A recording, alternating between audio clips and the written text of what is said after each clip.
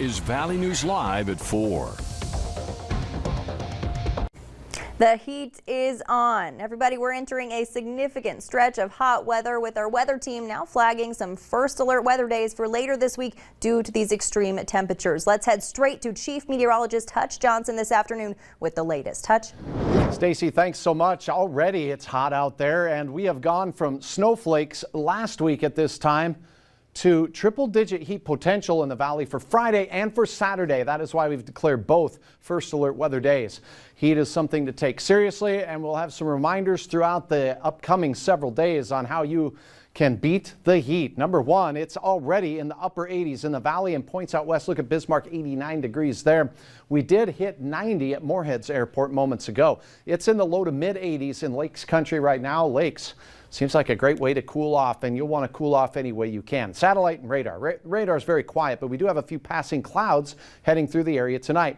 I don't expect much in the way of showers, but if we do have any, they'll be out to the east. Temperatures this evening will be in the 80s until sunset, then slipping into the 70s. We will have some breezy conditions, and we'll have a few clouds.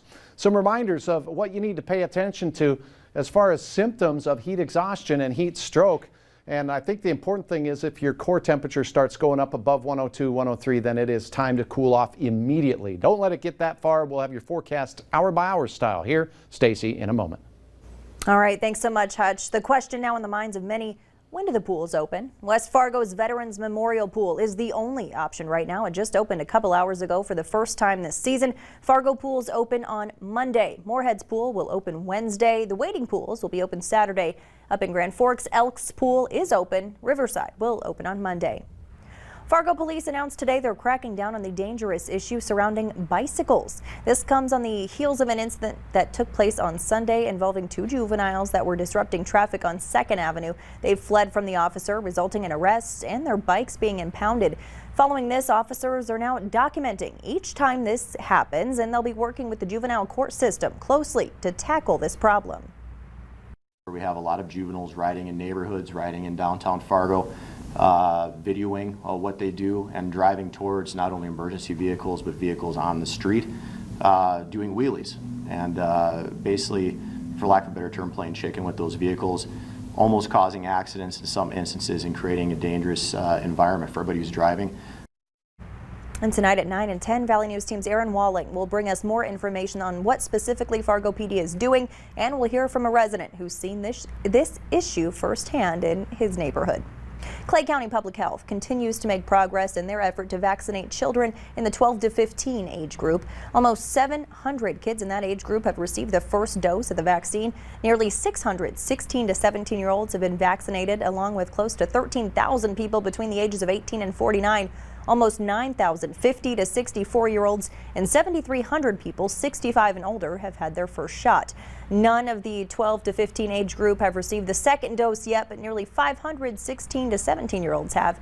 You can see the 18 to 49 age group is the most vaccinated right now. The older age group continues to make good progress as well. Another vaccine clinic is being held this week at the Family Service Center in Clay County. That's happening Friday from 9 a.m. to 1 p.m. President Biden is announcing an all-out push to reach 70% of adults vaccinated by the 4th of July. With access to vaccines easier than ever, the president said a summer of independence from fear of COVID requires more people to get the vaccine. President Biden praised corporate incentive programs using everything from lotteries to free beer to spur more vaccinations. And to top it off, Anheuser-Busch announced that beer is on them on July the 4th. That's right, get a shot and have a beer. Free beer for everyone 21 years or over to celebrate the independence from the virus. The administration is also partnering with thousands of drugstores to offer 24-hour vaccines on Fridays. FEMA has paid around $85 million in funeral expenses to families who've lost loved ones to the coronavirus, but this program is out of reach for many because of death certificates that did not mention COVID-19. Manuel Bajorquez spoke to one Florida family navigating the red tape. He was full of life. He Yes. has more energy than me. And me too. I did not expect that at all. Alexandra Henau's father, Ricardo Zamudio, died last year from COVID-19. And that's the cause listed on his death certificate. So she's eligible for up to $9,000 in FEMA funeral assistance, a big help for these working parents. For us, financial-wise, it'll be a good help, but at the same time, money don't mean anything. We honestly wish we had our parents back, Of course. more than anything. Oscar Henau's father, Oscar Sr., died 6 months later at 82.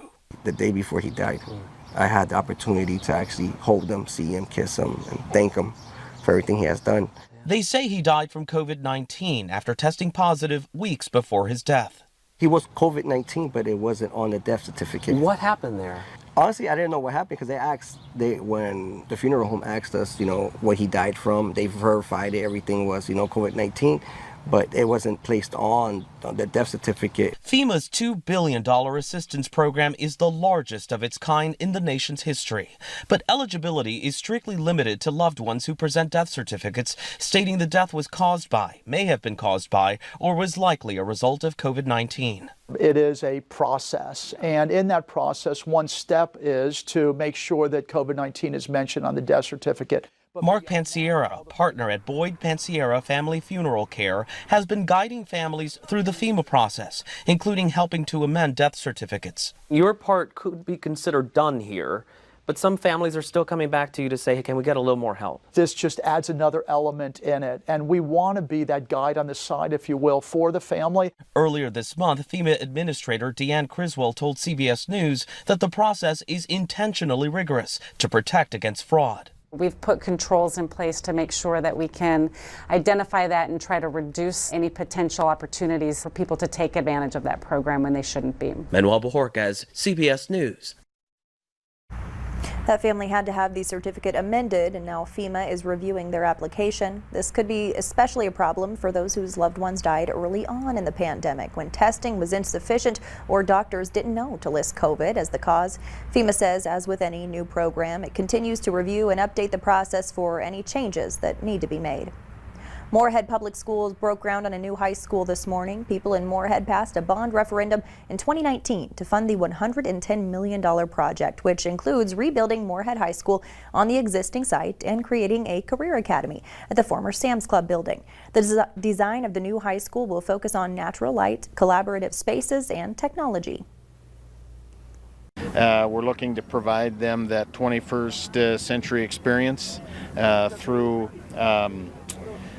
small learning communities, and we're looking forward to what that will provide for our students here. The campus will feature a gym that seats 3,000 people, a 1,000-seat theater, and a pool with a room for 300 spectators. The academic portion of the building is scheduled to open in the 2023-24 school year. The entire building will open the following year. The Career Academy is set to open this fall. Hundreds of Fargo students were given the okay to spray their teachers and staff with silly string today. It was all because the kids at Hawthorne and Clara Barton Elementary surpassed their fundraising goal of $4,000. The money was raised by students collecting pledge donations from family and friends to do tasks like jumping jacks and completing an obstacle course. The money raised will be used to buy outdoor tables at Hawthorne. The North Cheyenne Street reconstruction project has moved to phase 2 today. This week's work will span from 4th Avenue West to 3rd Avenue West. Next week, work extends through 2nd Avenue West. Street parking is again available in front of the Cheyenne Plaza. A beautiful day to get out and do some good for the environment. Volunteers spent 4 hours along the river in Moorhead planting 800 trees and shrubs today. They're strategically placed along the river to maintain riverbank stability, encourage growth of native plants, improve water quality, and provide habitat for wildlife. Anytime that you are able to plant trees in a healthy environment like that, it's going to help the overall environment with greenhouse gases, the amount of natural resources that we're able to save in the area. The City of Moorhead, River Keepers, and the Clay County Soil and Water Conservation District partnered up for the project. A bunch of cows in Wisconsin are being credited for stopping a car involved in a chase. The bizarre story coming up on Valley News Live at 4. And next, we'll talk a little bit about our forecast, which is going to bring the heat. Sprinklers were rolling at the Dakota Magic Casino's Dakota Winds Golf Course. First alert weather day is for triple-digit heat potential Friday and Saturday. Your forecast is straight ahead.